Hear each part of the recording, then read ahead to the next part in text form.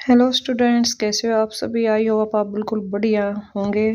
तो फिर से स्वागत है आप सभी का हमारे यूट्यूब चैनल पर, जो आपको जीके की और साथ में क्लास 7th या हर क्लास से रिलेटेड जो नॉलेज है उसकी जानकारी देता है। तो चलिए स्टार्टिंग करते हैं। आपके जो सीबीएसई नोट्स हैं क्लास 7th से ज्योग्राफी से रिलेटेड चैप्टर नंबर 6 रहेगा, natural vegetation and wild life. आपका जो चैप्टर 3 से 4 दिन में कवर होता है, हम उसको आपको 30 से 40 मिनट्स में कवर करने की कोशिश करते हैं और बिल्कुल इजी तरीके से ऐसा समझाया जाता है कि आप उसको भूल ना सकें और आपका जो पेपर से रिलेटेड या आपके चैप्टर से रिलेटेड जो कंसेप्ट हैं वो क्लियर हो जाए। तो चलिए स्टार्टिंग करते हैं। Let's go. Natural vegetation and wild life. Natural vegetation and wildlife are plants and animals that survive naturally in a specific region and are part of the biosphere। देखिए क्या बताया गया, नेचुरल वेजिटेशन और wild life क्या होते हैं। जो plants और एनिमल इसके अंदर शामिल होते हैं, सर्वाइव करते हैं नेचुरली तरीके से बायोस्फीयर के इस पार्ट में। The concept that student will get to learn from chapter 6 of CBSE class 7th geography are different type of natural vegetation, forest and grassland। तो क्या बताया गया है, इस चैप्टर में आप नेचुरल वेजिटेशन, फॉरेस्ट और ग्रासलैंड के बारे में पढ़ेंगे जो अलग अलग तरह के हैं। तो बिल्कुल आसान तरीके से आपको इसके बारे में समझाया जाएगा। तो चलिए स्टार्टिंग करते हैं अपने चैप्टर की। ओवरव्यू क्या दिया गया है। The growth of vegetation depend on temperature and moisture. It also depend on factor like slope and thickness of soil. The type of and thickness of natural vegetation varies from place to place because of the variation in these factors। देखिए क्या बताया, जो growth होती है हमारी vegetation की वो depend किसके ऊपर करती है, टेम्परेचर और मॉइस्चर के ऊपर। इसलिए जो डिपेंडेंट जो फैक्टर रहते हैं जैसे स्लोप और उसकी हमारी सोयल की जो थिकनेस होती है उसके ऊपर। जो टाइप्स हमारी थिकनेस के ऑफ नेचुरल वेजिटेशन की जो प्लेस टू प्लेस है वो चेंज भी रहती है। इसके क्या कारण रहते हैं, क्योंकि जो नेचुरल जो इफेक्ट पड़ता है हमारी सोयल के ऊपर, तो वैसे ही जैसे हमारा नेचुरल वेजिटेशन जो होगी, जैसे ही वहाँ की सोयल होगी, जैसा वहाँ का टेम्परेचर और मॉइस्चर होगा, वैसे ही वहाँ की वेजिटेशन होगी। तो चलिए इस बारे में हम जानते हैं कि नेचुरल वेजिटेशन कैसे क्लासिफाई किया जाता है। Natural vegetation generally classified into 3 broad categories. तो आपको याद रखना है, नेचुरल वेजिटेशन को हम 3 ब्रॉड कैटेगरीज में क्या करते हैं, क्लासिफाई या डिवाइड करते हैं। सबसे फर्स्ट नंबर पर आता है forest. It grow when temperature and rainfall and plentiful to support a tree cover. Depending upon these factor, dense and open forest are grown।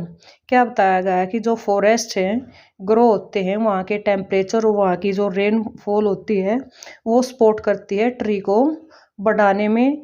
तो इस तरीके से जितने भी हमारे जो घने वन हैं या जो पतझड़ वाले वन हैं, तो उनकी ग्रो कैसी होती है, तो इन फॉरेस्ट के बारे में हम बिल्कुल डिटेल से पढ़ेंगे। तो सबसे पहले नेचुरल कैटेगरी में आपके क्या आए हैं, फॉरेस्ट आए हैं।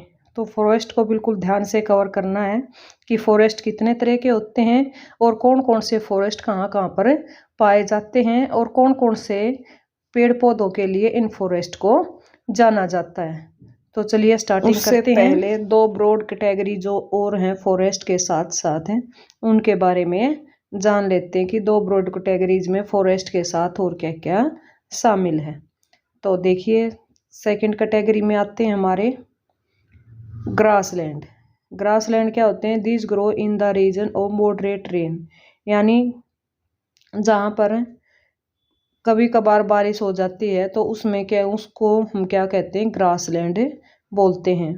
तो ये ग्रो होते हैं ऐसे स्थान पर। और उसके बाद आता है हमारी सर्ब्स। सर्ब्स क्या होती हैं, thorny shrubs and scrub grow in the dry region, यानी जो सर्ब्स क्या होती हैं, जो झाड़ियाँ होती हैं वो कहाँ पर होती हैं, ड्राई रीजन के अंदर पैदा होती हैं। और ख़ास करके ये थॉर्नी यानी क्या होती हैं, कांटेदार झाड़ियाँ, और कटीली यानी सूखी जो झाड़ियाँ होती हैं वो यहाँ पर पाई जाती हैं। तो इनके बारे में भी हम आगे डिटेल से पढ़ेंगे। उनसे पहले हम फॉरेस्ट के बारे में जानेंगे। फॉरेस्ट सबसे पहले आते हैं हमारे ट्रॉपिकल एवरग्रीन फॉरेस्ट। तो आपको याद रखना फर्स्ट नेम क्या रहेगा, tropical evergreen forest. Tropical evergreen forest are also called tropical rain forest. इनको हम क्या बोलते हैं, ट्रॉपिकल एवरग्रीन फॉरेस्ट को हम ट्रॉपिकल रेन फॉरेस्ट भी बोलते हैं। और इनको हम क्या बोलते हैं, सदाहरित वन भी बोलते हैं।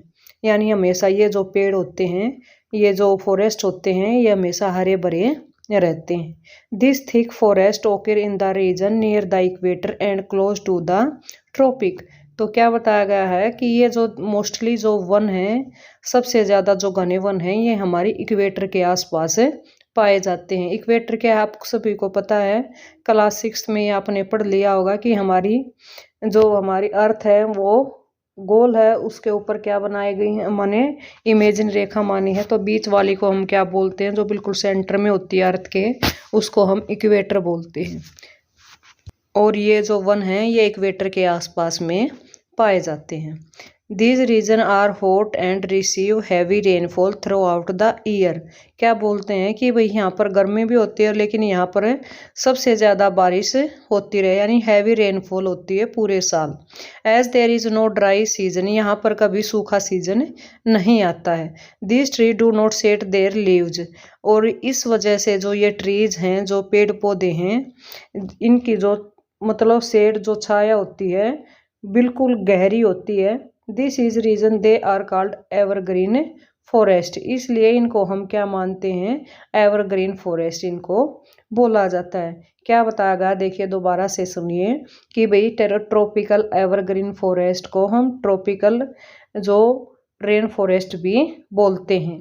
इसलिए ये फॉरेस्ट इतने घने क्यों हैं, क्योंकि इक्वेटर के आसपास हैं, और इक्वेटर पर हमेशा क्या होती रहती है, इतनी गर्मी के साथ साथ बहुत तेज बारिश होती रहती है, जिससे ये पौधे हमेशा क्या रहते हैं, हरे भरे रहते हैं और कभी भी अपने पत्ते नहीं गिराते हैं। इसकी वजह से ही यही रीजन रहता है कि इनको हम क्या बोलते हैं, एवरग्रीन फॉरेस्ट बोलते हैं। एवरग्रीन फॉरेस्ट कौन कौन से इसके अंदर पेड़ पौधे शामिल होते हैं, उसके बारे में जानेंगे। उससे पहले हम आपको एक पिक्चर दिखाते हैं जो एवरग्रीन फॉरेस्ट से रिलेटेड होती है, कि दिखने में एवरग्रीन फॉरेस्ट कैसे होते हैं। Let's go. देखिए ये हमारी एवरग्रीन जो फॉरेस्ट होते हैं उनकी फोटो है, दिखाई गई है कि इस तरीके से एवरग्रीन फॉरेस्ट होते हैं, जो बिल्कुल घने वन होते हैं और इनके बीच से कुछ भी दिखाई नहीं देता है। इस तरीके से बिल्कुल गहरे वन है, और इनकी जो थिकनेस होती है, जैसे conifers of the closely space, यानी जैसे कोन नुमा पौधे होते हैं, बिल्कुल इनके बीच में कम स्पेस होता है। Trees do not aloe the sunlight, इतने थिकनेस होती है कि इनके अंदर जो सनलाइट है वो भी inside the forest day time, यानी दिन के समय पर वो सनलाइट भी इन पौधों के बीच से नहीं गुजर सकती है। अब यहाँ पर कौन कौन से पौधे ऐसे हैं जहाँ पर एवरग्रीन फॉरेस्ट में जो पौधे पाए जाते हैं, यानी जो पेड़ पाए जाते हैं, तो हार्डवुड ट्रीज होते हैं। तो हार्डवुड जिसकी यानी जो मजबूत लकड़ी से बने होते हैं, तो वो कौन कौन से, तो आपको याद रखना है, rosewood, ebony, mahogany and common hair, यानी जो मोस्टली जो पौधे यहाँ पर पाए जाते हैं तो रोजवुड, इबोनी और महोगनी है। कई बार क्वेश्चन आ जाता है कि ये रोजवुड, इबोनी, महोगनी ये कौन से फॉरेस्ट के एग्जाम्पल हैं, तो आपको याद रखना है ये कौन से फॉरेस्ट के एग्जाम्पल हैं, एवरग्रीन फॉरेस्ट के एग्जाम्पल है। तो आपको पता चला है कितने गहरे वन होते हैं, इनके बीच से सनलाइट भी नहीं गुजर सकती है, इसलिए ये हरे भरे रहते हैं, और इसी वजह से इनकी जो लकड़ी है बिल्कुल मजबूत रहती है, यानी कठोर लकड़ी इनकी होती है। तो चलिए नेक्स्ट जो पौधे हमारे जो फॉरेस्ट हैं उनके बारे में जानते हैं। तो सेकंड नंबर पर फॉरेस्ट आते हैं हमारे ट्रॉपिकल डेसिडियस फॉरेस्ट। तो याद रखने आपको क्या बोला गया है, tropical deciduous forest. Tropical deciduous is the monsoon forest. तो आपको नाम भी पता चला कि इनको हम ट्रॉपिकल जो मानसून डेसिडियस फॉरेस्ट है उनको मानसून फॉरेस्ट भी के नाम से भी जानते हैं। Found in the large part of India, northern Australia and central America. तो ये कहाँ कहाँ पर पाए जाते हैं? Large part of India, India के एक बड़े पार्ट में, नॉर्थन ऑस्ट्रेलिया में और सेंट्रल अमेरिका में। This region experiences seasonal change. ये जो फॉरेस्ट हैं, जैसे जैसे हमारा सीजन चेंज होता है वैसे ही ये अपने पत्ते गिराते रहते हैं। Trees set their leaves in the dry season two क्या कंजर्व वाटर। क्या बोल रहे हैं कि जब ड्राई सीजन आता है तो ये पेड़ जो होते हैं अपने पत्ते गिरा देते हैं। और उस समय हमारा कौन सा सीजन चल रहा होता है? पतझड़ ऋतु, जिसको हम ऑटम बोलते हैं, वो सीजन हमारा चल रहा होता है। तो ये कहाँ पर पाए जाते हैं? तो आपको याद रखना है, ये हमारे जो ट्रॉपिक ऑफ कैंसर और ट्रॉपिक ऑफ कैप्रिकॉर्न है उनके आसपास पाए जाने वाले वनों को हम क्या बोलते हैं? ट्रॉपिकल डेसिडियस फॉरेस्ट बोलते हैं।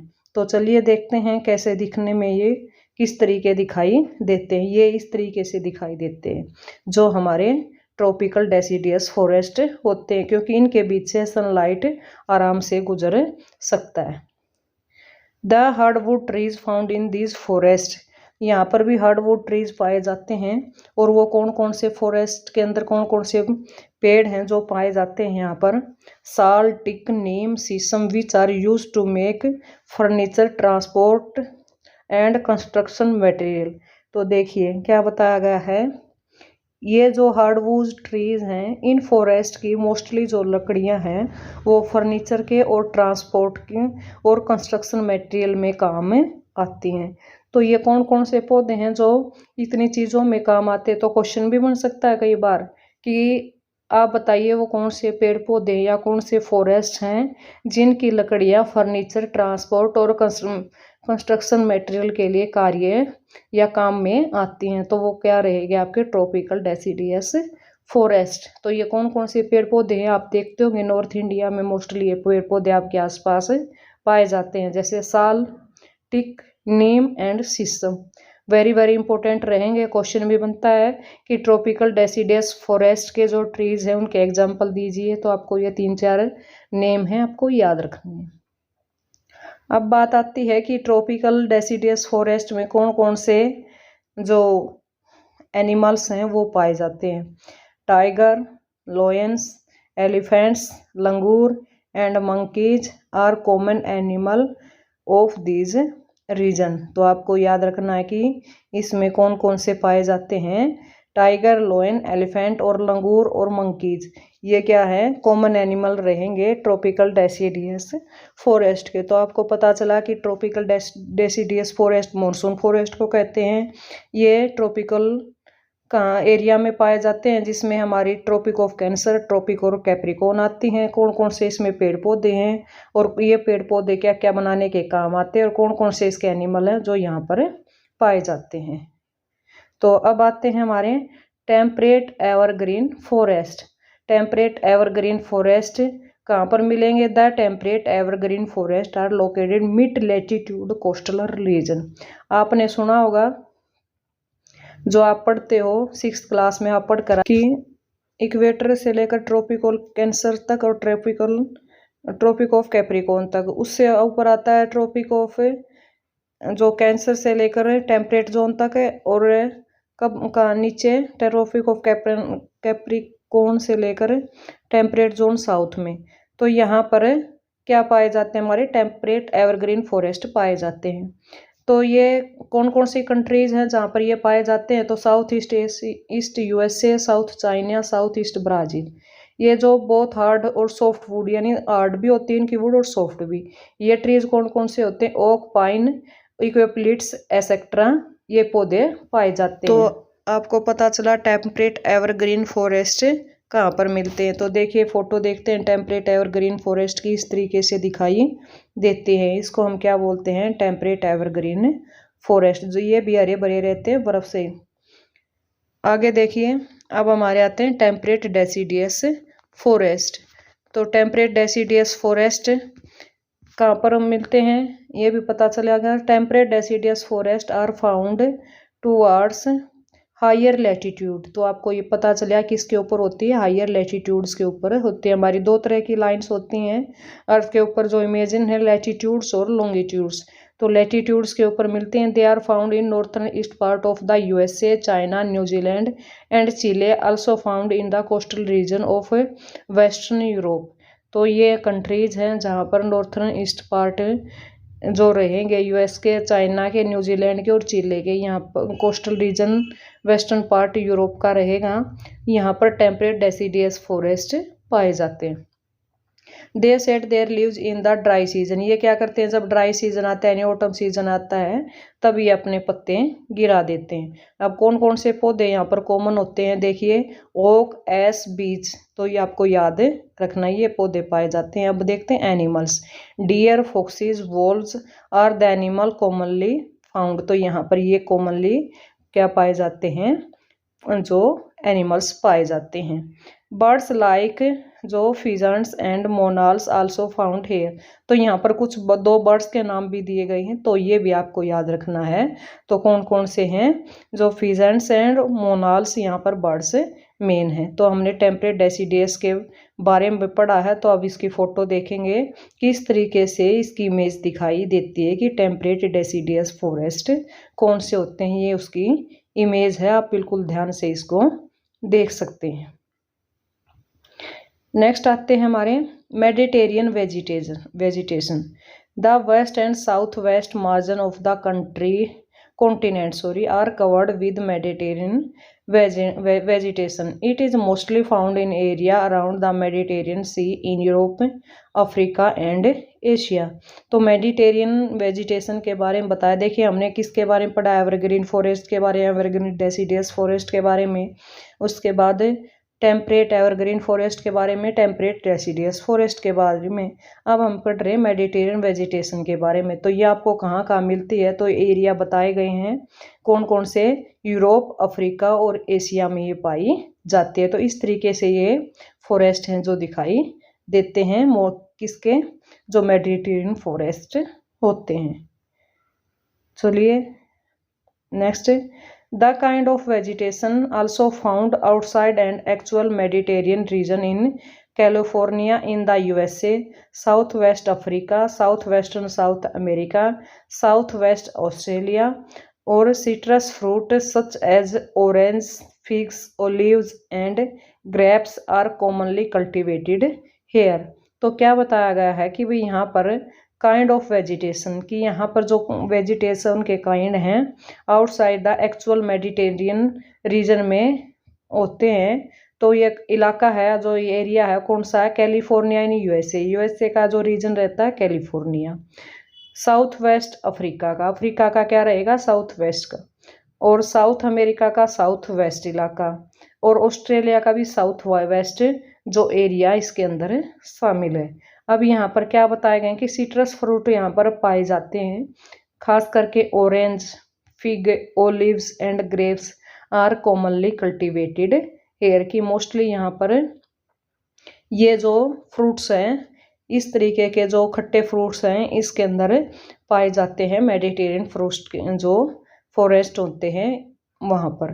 तो आपको पता चला कि मेडिटेरियन जो फॉरेस्ट हैं वो कहाँ कहाँ पर है मेनली, और कौन कौन से यहाँ पर जो फ्रूट्स हैं वो पाए जाते हैं। तो कुछ कंट्रीज़ के नाम भी याद रखने हैं। मोस्टली यहाँ पर जो साउथ वाला एरिया, चाहे अमेरिका का है, चाहे ऑस्ट्रेलिया का है या अफ्रीका का है, उस एरिया में ये फॉरेस्ट पाए जाते हैं।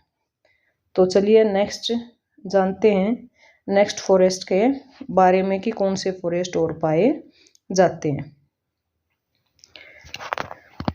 अब आते हैं हमारे कोनिफेरस फॉरेस्ट। ये होते हैं कोननुमा पौधे, यानी मोस्टली कोननुमा पौधे होते हैं।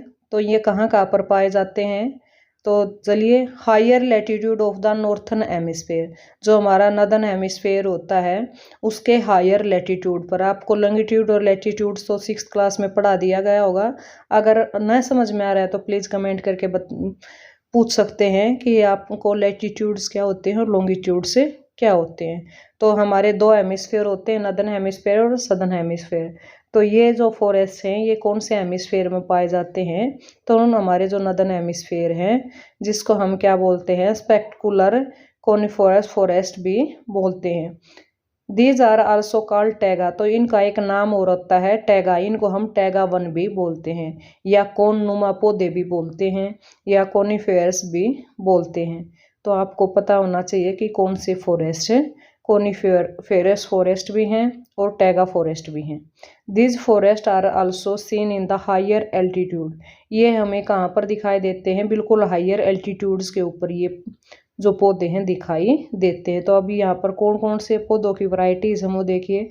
चीर, pine and cedar are the important varieties of trees this forest. तो यहाँ पर चीर, पाइन और सीडार जो इम्पोर्टेंट वैरायटीज पाई जाती है इन फॉरेस्ट के अंदर, यानी टैगा फॉरेस्ट के अंदर, ये पेड़ पौधों की वैरायटीज हैं।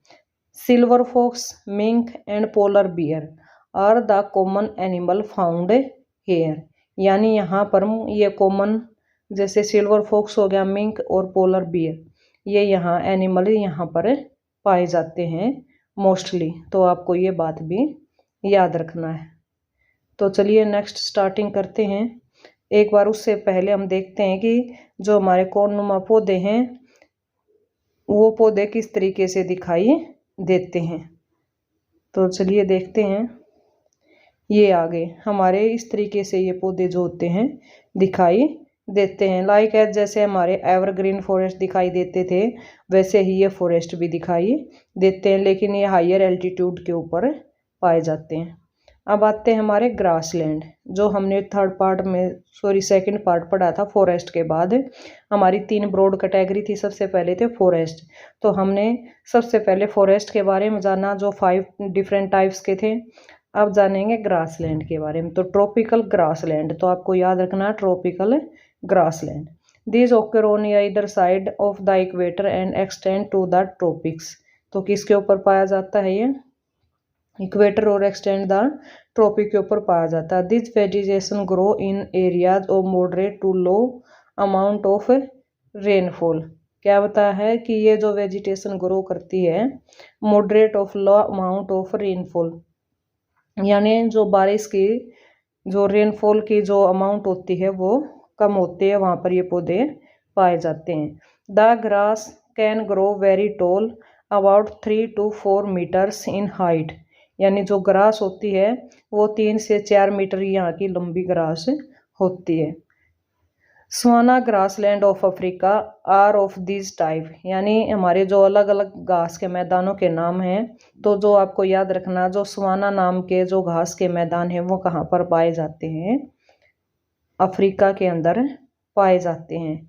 यहाँ पर पाए जाने वाले जो एनिमल्स हैं वो कौन कौन से हैं, elephant, zebras, giraffes, deer, leopards are common in tropical grassland, यानी ट्रॉपिकल ग्रासलैंड पर ये क्या पाए जाते हैं, कॉमनली जो एनिमल्स हैं पाए जाते हैं। देखिए ऊपर से स्टार्टिंग दोबारा से कि इक्वेटर के आइदर साइड यानी एक्सटेंड साइड में जो ट्रॉपिक्स के वहाँ पर ये पाए जाते हैं। यहाँ की जो वेजिटेशन होती है यहाँ पर लो रेनफॉल होती है, यानी अमाउंट ऑफ रेनफॉल कम होती है, और ग्रासलैंड जो ग्रो होती है वो इतनी लंबी होती है 3 से 4 मीटर इनकी क्या होती है, हाइट होती है। जो सवाना ग्रासलैंड है वो कहाँ पर है, अफ्रीका के अंदर सवाना नाम का जो ग्रासलैंड पाया गया है। और यहाँ पर कॉमनली पाए जाने वाले जो एनिमल्स हैं वो कौन कौन से हैं, एलिफेंट है, जेब्राज है, जिराफ, डियर है एंड लेपर्ड्स हैं। कॉमनली ट्रॉपिकल एवरग्रीन ग्रासलैंड पर पाए जाने वाले एनिमल्स। तो नेक्स्ट देखते हैं हमारे, अब तक तो हम पढ़ रहे थे ट्रॉपिकल ग्रासलैंड के बारे में, हम पढ़ेंगे सेम एज इट इज जैसे फॉरेस्ट पढ़ा था ट्रॉपिकल एवरग्रीन फॉरेस्ट, तो वैसे सेम हम पढ़ेंगे टेम्परेट ग्रासलैंड। तो ट्रॉपिकल ग्रासलैंड हमने पढ़ा, अब हम किसके बारे में, टेम्परेट ग्रासलैंड के बारे में पढ़ेंगे। Temperate grassland, these are found in the mid-latitudinal zones and in the interior part of the countries। क्या बताया गया है कि यह कहाँ पर पाए जाते हैं, तो मिड लैटिट्यूडनल जोन्स के अंदर पाया जाता है और कंट्रीज के इंटीरियर पार्ट में, यानी आउटर पार्ट में नहीं, कंट्रीज के इंटीरियर पार्ट में ये क्या पाए जाते हैं, ग्रासलैंड पाए जाते हैं। Usually the grass are in short and nutritious wild buffaloes bison and antelope are common in the temperate region. तो ये देखिए क्या बताया गया ऊपर, यूजुअली जो ग्रास लैंड यहाँ की होती है वो शॉर्ट होती है, लेकिन न्यूट्रिटियस भी होती है जो नेचुरल रूप से अपने आप ही उग जाती है।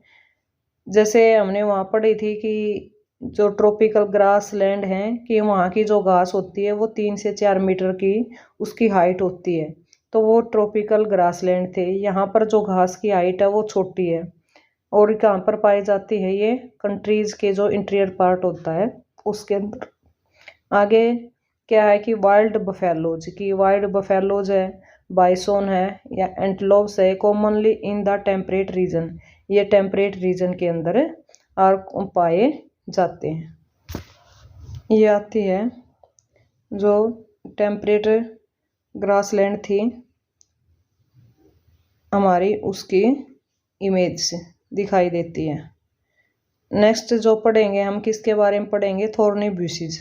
तो आपको पता है थॉर्नी ब्यूसीज क्या होती है, कटीलीदार झाड़ियाँ होती हैं। These are found in dry desert like region. तो ये कहाँ पर पाई जाती हैं, जो डेजर्ट लाइक रीजन होता है वहाँ पर इस तरीके की झाड़ियाँ पाई जाती हैं। Tropical desert are located on the western margin of the countries. तो ट्रॉपिकल जो डेजर्ट है कहाँ पर है, ये western margin of the continents, यानी कॉन्टिनेंट्स के जो वेस्टर्न मार्जिन्स हैं उसके ऊपर पड़ता है। The vegetation cover is a scarce here because of scanty rain and scorching heat. तो क्या बताया गया है, ये जो वेजिटेशन है यहाँ पर बिल्कुल कम वर्षा होती है, बारिश बिल्कुल ना के समान होती है और जो हीट यानी गर्मी ज़्यादा होती है। हम देखेंगे कि किस तरीके से ये दिखाई देते हैं। तो ये इमेज है थॉर्नी ब्यूसीज की। तो ड्राई एरिया में ये होती है, खास करके जो डेजर्ट होता है वहाँ पर थॉर्नी ब्यूसीज यानी जो कटीलीदार झाड़ियाँ पाई जाती हैं। तो आपको इमेज से समझ में आ गया होगा किस तरीके से होता है। तो नेक्स्ट आता है हमारा पोलर रीजन। तो पोलर रीजन के बारे में जानेंगे। हमारे 2 पोल हैं, नॉर्थ पोल और south pole. In the polar region the growth of natural vegetation is very limited. तो क्या बताया कि पोलर रीजन पर जो ग्रोथ होती है नेचुरल वेजिटेशन की बिल्कुल लिमिटेड होती है। Only mosses, lichen and very small shrubs are found here. तो ये कुछ जो सर्ब्स के नाम दिए गए हैं, जैसे मोसेस है, लीचन्स है, वेरी स्मॉल सर्ब्स होती हैं यहाँ पर पाई जाती हैं।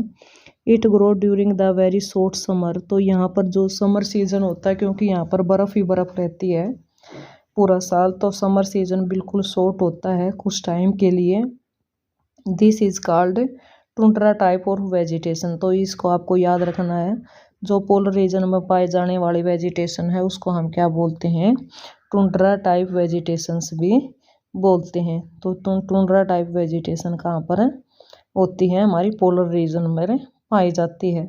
अगर ये पूछ लिया जाए कौन कौन से यहाँ पर श्रब्स हैं, तो वो आपको याद रखना, लीचन्स और मोसेस।